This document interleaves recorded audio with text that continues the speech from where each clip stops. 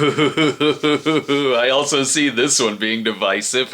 Wow! If there's one thing I liked better about Kills, it was the theatrical experience. When I saw Kills in the theater, it was a packed house, and easy to get caught up in the movie because the audience was really into it. Here, with Halloween Ends, I was alone at an empty screening at like 5 p.m. on a Thursday. Maybe that works out because there is a death in the opening scene where I was instantly laughing out loud, and then was thinking, if this was a packed house, would I have been the only asshole laughing at that? Like I said, it makes sense I watched this alone, because this is the bleakest and loneliest of this trilogy. But it is simultaneously hopeful, so you'll feel okay enough to pick up a sandwich on your way home. I like that these movies have turned into being about the effects Michael has on the town as a whole, and not just Laurie. And they definitely do that here. It's 4 years after the events of Kills, and some people have moved on, some have found closure. Laurie is writing a book, she's bought a house, has some normalcy, but then others don't know how to deal with Michael still not being found. There's suicides, people need a new villain to hate, some blame Laurie, there's conspiracy theories, and people just make up shit about previous events. Now, what the trailer doesn't show you is what the movie is really about, which I think is kind of cool, because you may be in for a surprise when you go see this. The real main character is more or less this guy right here, a character named Corey Cunningham. This movie is about half a Michael Myers movie, and also another serial killer origin film. The relationship he has with Michael is like Corey Cunningham is Arnie Cunningham, and Michael is Christine. Corey is a guy who accidentally got a kid killed years prior,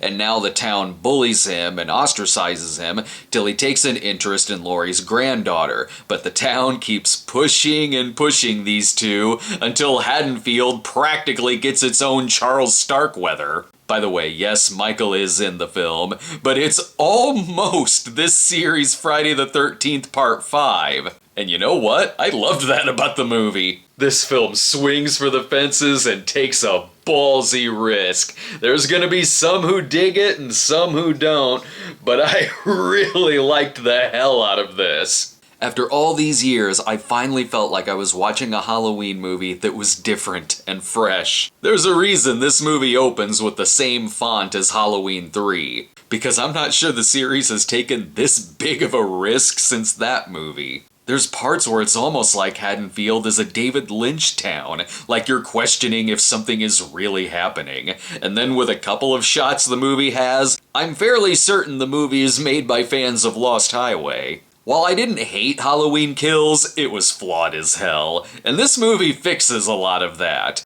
It's not cluttered with non-stop speechifying, and doesn't constantly reference the other movies, and most importantly, they fix the humor. The movie does have funny parts, but in the previous two, it was like a whole other genre of movie started happening, and rarely did it work for me. Here it feels consistent, and didn't take me out of it. Also, no one says evil dies tonight here. Not to say the movie doesn't still have some silliness, like the marching band bullies who go around bullying adults. There are some questions I have about Michael too, and while I get the context, there are parts where I was like, I'm not sure Michael would let someone do this. And while Rohan Campbell is honestly pretty great in the film, there are a couple of bad and very stock lines that you'd see in a Lifetime stalker thriller. The finale worked for me. They really go out of their way to make it different than the Michael versus Laurie climax in H2O. Some of it you'll just have to go along with, but it still remains a very character-based film